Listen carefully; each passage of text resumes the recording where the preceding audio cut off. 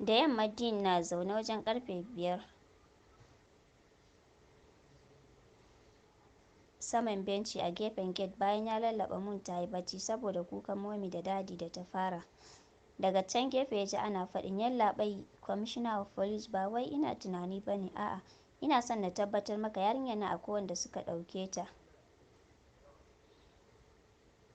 Ba wai kashe ta aka yi ba, zuwanka shi ne zai ƙara tabbatar maka." Shiru ya yi na wani lokaci kafin ya ce, "Ok yallaɓai, ina godiya sosai, sai ka zo ɗin." Yana faɗin haka ya shige cikin gidansa ba tare da ya kalli Dean da ke zaune ba. Misalin ƙarfe 11 na dare gidan ya yi shiru, baka jin komai kukan komai sai na gyare da ke ta faman kuka. Wata babbar akwati Dean ya buɗe ya kalli Moon da ke bacci ta rungumo tedinta, hannunta riƙe da chocolate. Wani shu'umin murmushi ya yi kafin a hankali ya ɗauke ta cak ya saka ta a cikin akwatin. Da sauri ta buɗe idanunta saboda zafin da ta ji. Kallonsa ta yi, shi ma ya kalle ta, tana ƙoƙarin kiran sunansa. Ya yi saurin danna ta cikin akwatin tare da zuge zip ɗin.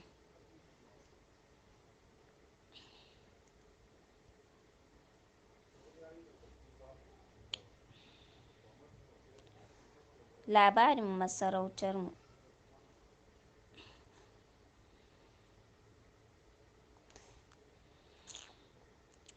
Cikin zafin nama da ɓacin rai, Dean ya gama zuge zip ɗin akwatin.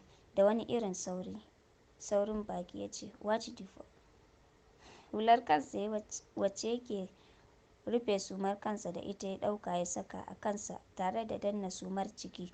Wasu red ace buds ya ɗauka ya saka cikin idanunsa. Lokacin kaɗai halittar idanunsa ya sauya.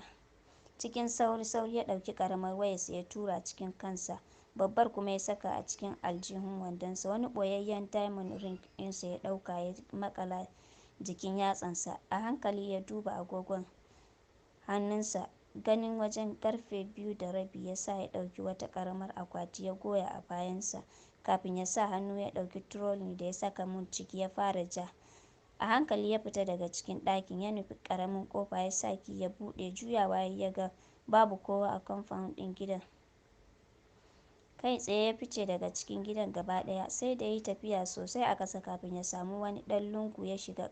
Ƙaramar wayarsa ya ciro ya yi dialing wata namba. Ringin ɗin farko aka ɗaga. Numfashi ya sauke cikin ƙasa da murya ya ce, "Get ready." Daga can ɓangaren aka ce, "Ka fita babban titi, already ina jiran ka can." Bai ce komai ba, ya yi rejecting call ɗin. Cikin nutsuwa yake tafiya har ya isa bakin titin. Yana zuwa ya samu plug ɗin moto. Kai tsaye wajen motar ya nufa. Yana zuwa aka buɗe masa back seat ya zauna. Da gudu direban ya ja motar suka bar wajen. Sun ɗauki wajen 1 hour suna tafiya. Shaf ya manta da Moon da ke cikin akwatin. Sai da direban ya ce, "Where is the baby?" Ɗan waro idanunsa ya yi waje kafin ya ɗan miƙe zaune daga kishingiɗan da yake. A hankali ya sa hannu ya zuge zip ɗin akwatin. Kwance ya same ta tamkar babu numfashi a tare da ita. Ƙaramin hannunta na cikin bakinta. Pointing lips ɗinsa ya yi kafin ya sanya tattausan hannunsa ya ɗaga ta zuwa jikinsa. Ɗan ƙara hannunsa ya yi a hancinta, ya ji babu numfashi. Da wani mamaki ya ƙara fiddo manyan idanunsa waje, kafin kuma a hankali ya zare hannunta daga cikin bakin. A hankali kuma ya maida bakinsa gurbin da ya cire hannunta. Ya fara shaƙa mata nasa numfashi tare da danna ƙirjinta. Wata wahalalliyar ajiyar zuciya ta sauƙi, tare da saka wani kuka wanda rabinsa na fitar hayyaci ne. Hannu ya sa ya toshe mata baki. Yana jin yadda take tauna masa hannu, amma ko motsin kirki bai yi ba. Sai ma kanta da yake shafawa a haka har ta maida baccinta. Yana ganin haka ya hankaɗe ta daga cikinsa ya faɗa saman kujera, amma ko hannu bata ɗaga ba saboda nauyin baccin da take da shi. Sosai suka yi tafiya mai yawan gaske kafin su iso cikin wata unguwa. A gaban wani madaidaicin gida suka yi fakin. Suna fakin, Dean ya fito cikin tafiyarsa ta sauri ya nufi cikin gidan.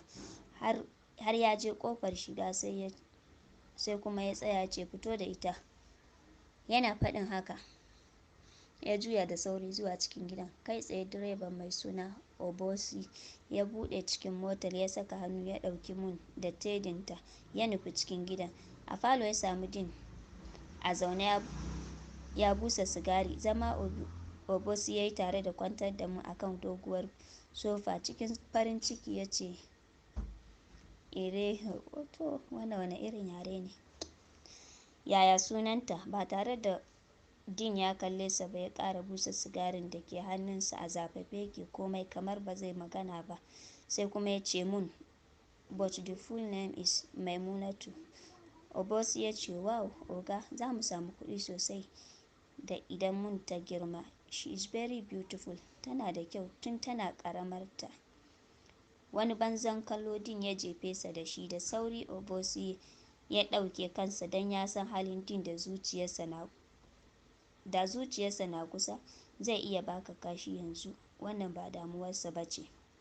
Sai da ya shanye sigari kara wajen 5 sannan ya miƙe a zafafe ya nufi cikin wani bedroom. Kai tsaye bathroom ya wuce ya shiga, yana zare rigar jikinsa ya sakarwa kansa showa. Wata wahalalliyar ajiyar zuciya ya sauke, yana mai karewa zanen tato ɗin da ke manne a saman ƙirjinsa zuwa dantsen hannunsa. Wani suna sakaye tsakiyar tato ɗin ya tsira wa idanu kafin ya ja idanunsa ya rufe. Saurin buɗe idanunsa ya yi saboda abin da ya ji yana motsi a cikinsa. A hankali ya sa hannu ya shafi gefen cikinsa. Hannu ya sa ya ɗauki miran da ke maƙale jikin bangon bathroom ɗin. Nan take rabin madubin ya fashe. Cikin zafin nama ya kalli kansa a madubin tare da sa hannu ya hargitsa gashin kansa. Yana faman sauke numfashi cikin saurin baki da yake da shi ya ce, it is my fault, yeah, all this a kaina ne, not her, ya faɗa yana fesar da iska daga cikin bakinsa. Ƙara hargitsa gashin kansa ya ce, yanzu lokaci na ne, now the game is starting.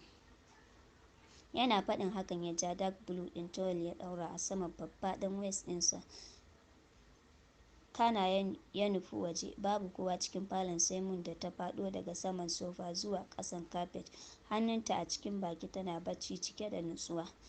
Tsallake ta yayi ya nufi cikin wani ƙaramin bedroom.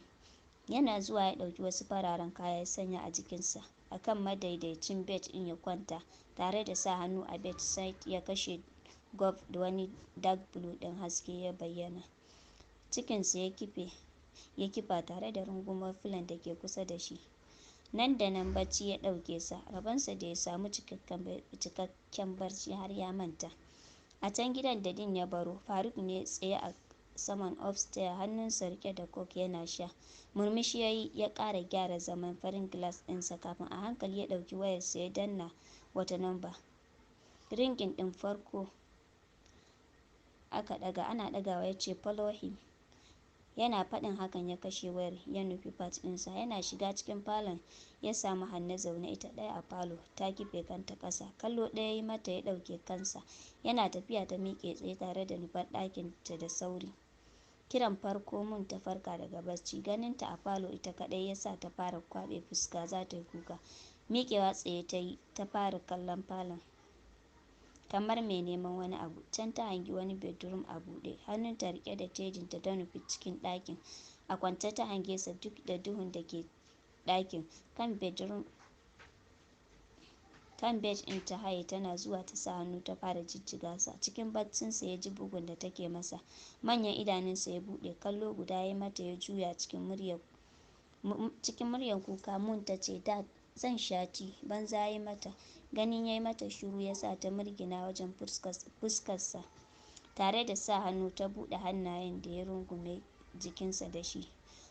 Ta shige cikin jikinsa tare da saka masa kuka tana ƙara faɗin, Dad, tea. Idanunsa a rufe ruf ya sa duk hannayensa ya jawo ta ya maye gurbin filo da ita. Kafin a hankali ya saka mata ƙaramin yatsarsa a baki. Can ƙasan maƙoshinsa ya ce, take a sweet. To.